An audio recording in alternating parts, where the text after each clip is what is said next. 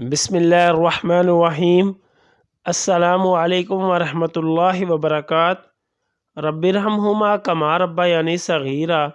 اے میرے رب، میرے ماں باپ پر اس طرح رحم فرما جس طرح انہوں نے بچپن میں مجھ پر کیا تھا۔ مرادیں پوری کروانے والا ذکر۔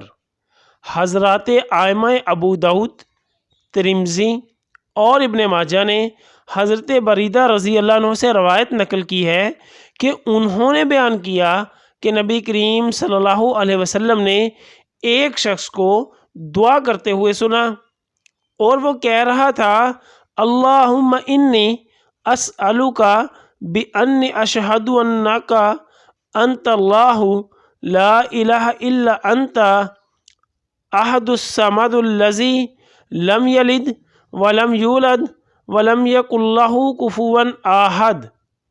ترجمہ: اے اللہ، یقیناً میں آپ سے سوال کرتا ہوں کیونکہ بلا شبہ میں گواہی دیتا ہوں کہ در حقیقت آپ ہی اللہ ہے، آپ کے سوا کوئی معبود نہیں۔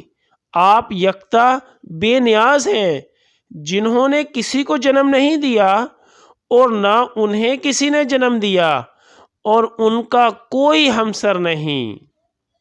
انہوں نے یعنی راوی نے بیان کیا تو ان حضرت صلی اللہ علیہ وسلم نے فرمایا، اس ذات کی قسم کہ جس کے ہاتھ میں میری جان ہے، بلا شبہ اس نے اللہ تعالیٰ سے ان کے اسم اعظم کے ساتھ سوال کیا ہے کہ جب ان کے ساتھ ان سے دعا کی جائے تو وہ قبول فرماتے ہیں اور جب اس کے ساتھ ان سے مانگا جائے تو وہ عطا فرماتے ہیں۔ یا اللہ، خاندان اہل بیت کی سچی محبت ہمارے دلوں میں راسخ فرما۔